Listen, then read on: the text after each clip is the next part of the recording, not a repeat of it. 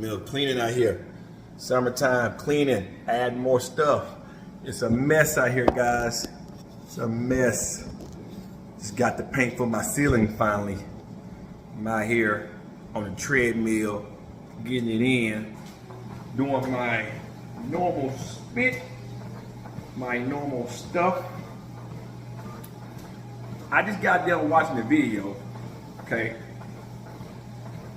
Greg Doucette. You know what I should have did? I should have walked with weights on today. I got weights all over. I should have walked with weights. Ankle weights, 2-3 pounds. Wrist weights. I might put the wrist weights on in a minute. Help the grip strength. Left side. Anyway, just watched the video. Sorry about the glare in the TV behind me, guys. Greg Doucette. Getting on Michael Hearn's case. Now, let me say this. Let me slide this up a little bit. Let me say this. Let me say this. Here we go. Let me say this. Michael Hearn, Greg, is not wrong. Okay? He's not wrong. The older you get, you don't want to overstrain your ligaments, joints, tendons by doing a lot of high rep exercises, movements, right? Now, you know, arthritis and all that, that does occur as you age. The best way to mitigate that problem is to train the joints through full range of motion and to strengthen the joints over time. If you're doing 12, in your case, 15 reps, even 20 reps with a weight, for long periods of time, that will cause more unwanted strain and stress and overwork of the joints, tendon, and ligaments.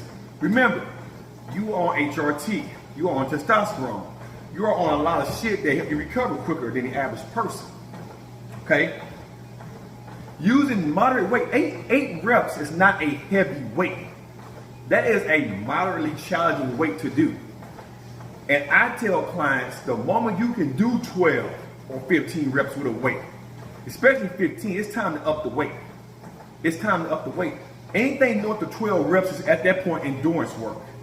6 to 12 is muscle building potential. 1 to 5 is mainly strength. You can build muscle at low rep weight.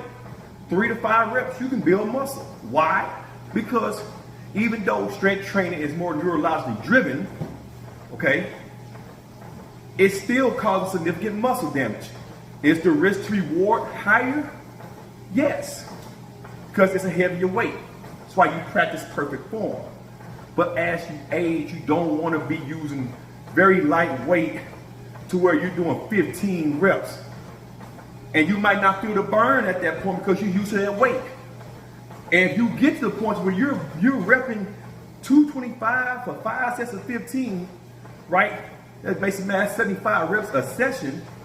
You train your chest or whatever twice a week, that's a lot of volume on any old person. So your assessment of things, now understand you're trying to bring down. You're trying to bring down Michael Hearn. We all know Michael Hearn says and does things that, you know, increase the incline to 5. You know, Michael Hearn says things that sometimes doesn't make sense, okay? We know this. Going up there, baby. We know this. We get this. But you're so desperate for views that you're just barking out your ass. You want Mike to engage in drama with you. Do I think Mike's a natural? He has the physique that speaks otherwise, right? I can't sit there and say that he injects steroids because he hasn't been caught yet. Looks can be deceiving. It can be deceiving. You got Arnold Schwarzenegger about his PED use. Call him a liar. You know that Arnold took more than what he's saying. Why? How do you know that? Look at the golden era of bodybuilding. How can you say that? How many golden era bodybuilders are still alive today versus the guys over the last 23 years? You're very quick to try and bring down other people. Michael Hearn, now big He's not a big supporter of doing year-round cardio.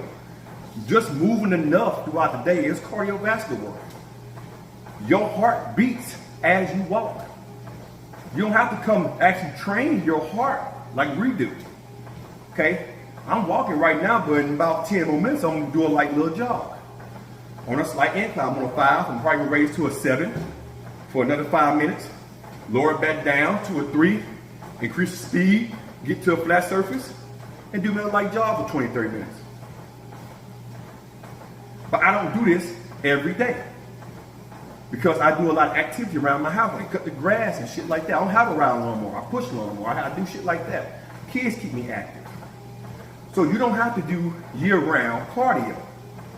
If you're staying active, increasing your heart rate throughout the day, doing something to stimulate the adaptation for cardiovascular endurance, that's cardio. The American Heart Association doesn't tell you to go to the gym and just pound away at cardio. They recommend 300 minimum minutes or 150 for moderate activity to vigorous.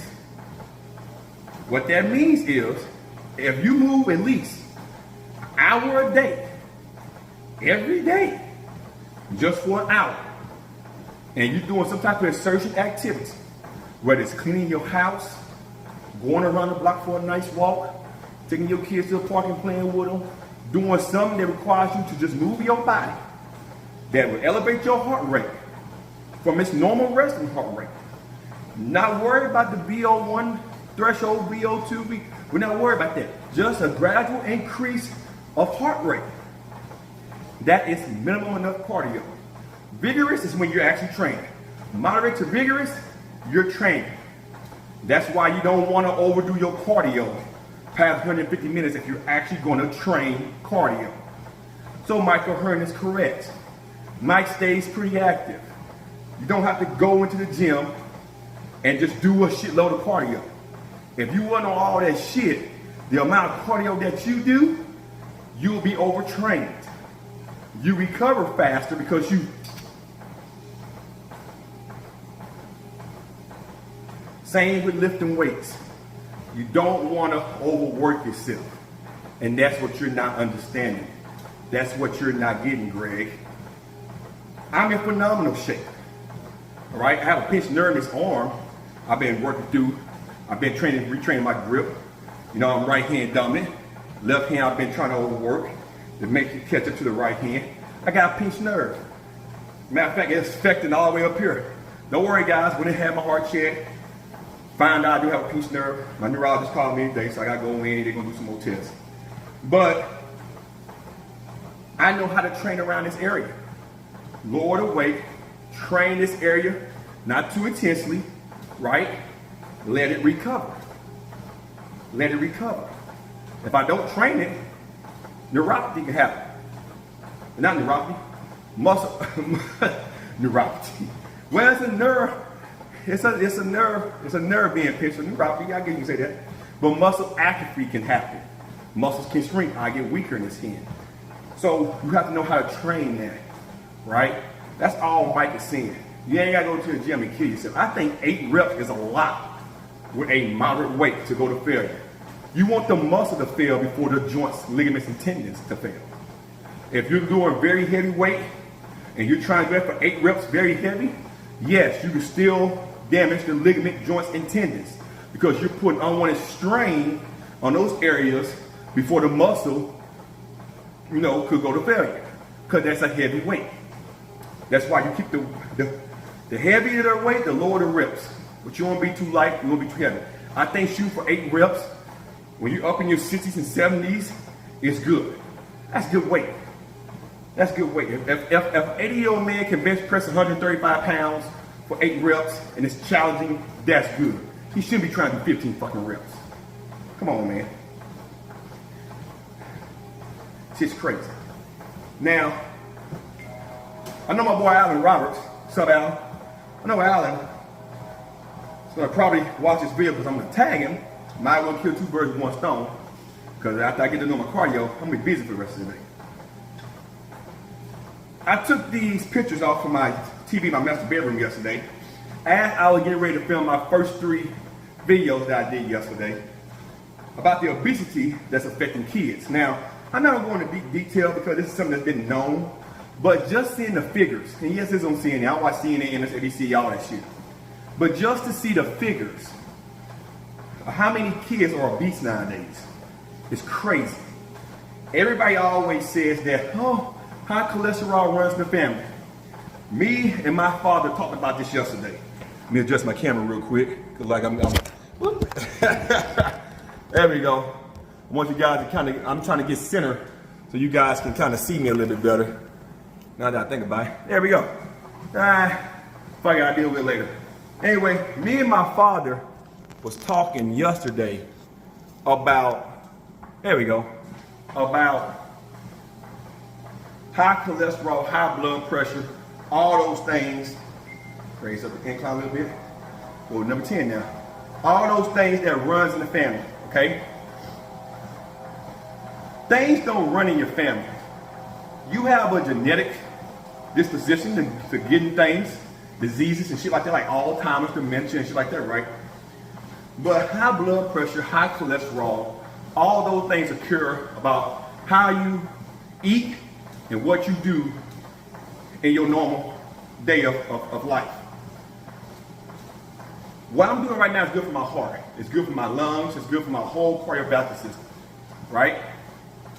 I'm going at 3 miles an hour at a 10-degree angle.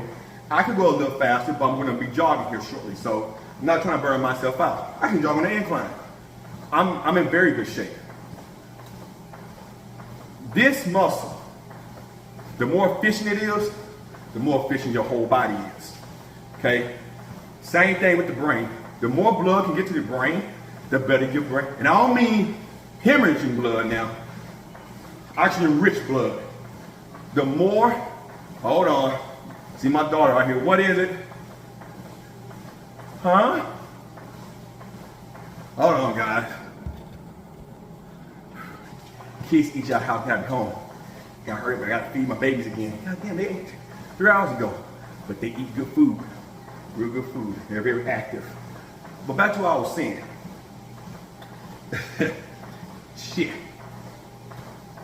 You want your brain to get oxygen-rich nutrients to it so it can function a lot better. The better this function, the better your body function. But it all stems from here, your heart.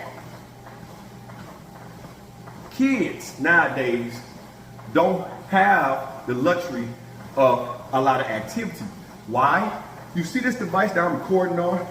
This TV behind me here, okay? This TV in front of me here that's off, all right? And yes, they both work. This one from me especially, it's a smart TV. This one just made playing DVDs, but it has internet and all that attached to it too. Don't mind the spot there, patching up and stuff right there. When my shells fell, rip paint out. But anyway, back to what I was saying. A lot of kids, they don't have the luxury, right, of getting out, getting active, staying in good physical fucking shape. Okay? Y'all guys have seen pictures of me before. I'm not gonna keep up the same pictures. I got a good review coming up real soon. Of me being a fat pudgy fuck, and you wait till I show some old archives from Facebook from years ago when after my daughter was born, how fat I was. Face-wise, man boobs. I wanted to change myself. I have kids now. But this little thing I'm recording on my phone right here, right, is the reason why a lot of kids, they don't get outside. Okay? Social media. You want to be influenced by social media. Even the most skinniest kids right now are in bad shape. Pre-diabetes. Yes, you can be skinny and have diabetes, guys. You ain't gotta be fat with diabetes. You just, the fatter you are, the higher chance you have of getting type 2. You're born with type 1 most times. Type 2, the fatter you are, the more fatty tissue you have, the more of an insulin resistance you can build up. Because a lot of sugar is stored in adipose tissue, right? Especially in visceral fat.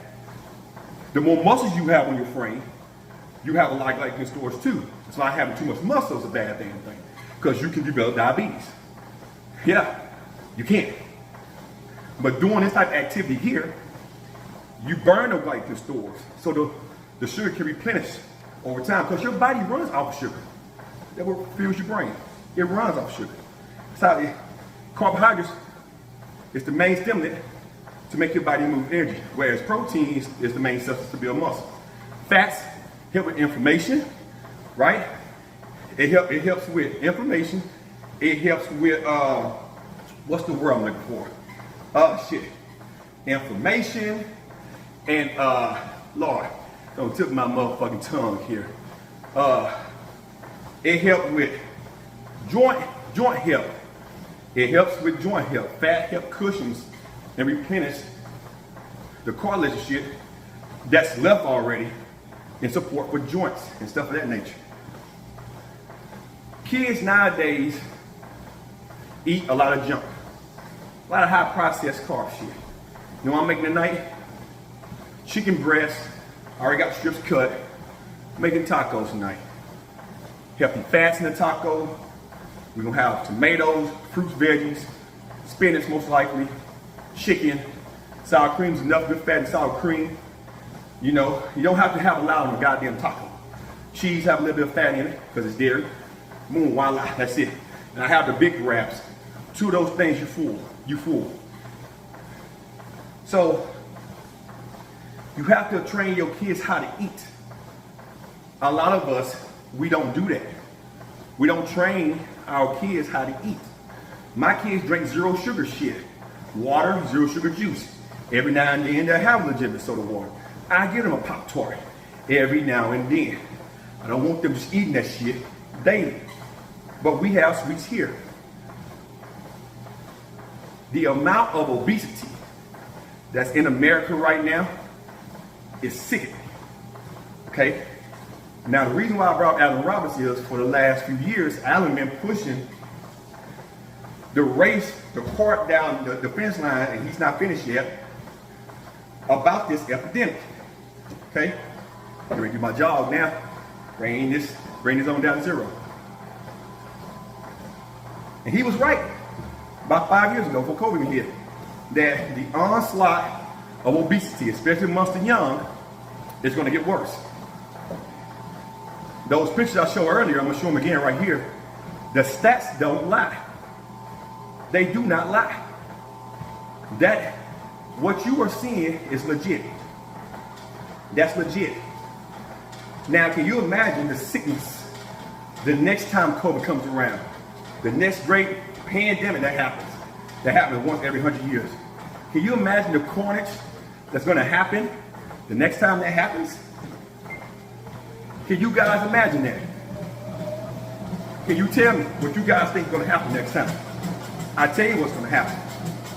A lot of those kids are going to bite. They're going to bite. They're going to bite bad. The best thing you can do as a parent is not to buy your kids McDonald's every day. We had McDonald's yesterday. We'll probably have it again 2 weeks from now. We don't eat Pizza Hut every night. We don't eat fast food every night. We're normal. Once a week, we'll eat some fast food. Most times we cook. You have to prepare your kids for the real world. So, my advice to all the parents out there, and I know Alan's gonna probably see this, and he's gonna do a live stream about it. He's gonna probably really decipher the information a lot better than me. But the advice I can give to those parents out there that have fat children, you better figure it out. You better figure it out. A lot of kids getting diabetes now, before they're in their 20s. Diabetes, man. It used to be kids was born with cancer. That was sad. Now, the fatness. You know how many diseases come when you are obese? It's a plethora of them. The fatter you are, the higher your chance of having cancer, a heart attack.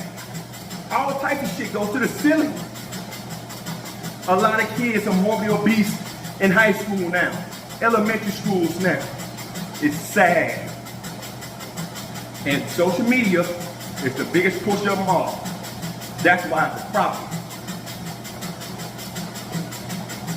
So, with that being said, I'm gonna focus on my cardio, focus on my nice little jog now. I'm nice, I'm warmed up. And I got some more videos I'm working on. We'll try to get upload tomorrow, and then we're gonna have a live stream. I'm gonna set one for Friday, and a live stream. I'm gonna set one for Saturday. We're gonna have some fun shit, and I'll see you guys then. Let me get to my run, and I'll catch you guys on the next clip. Peace.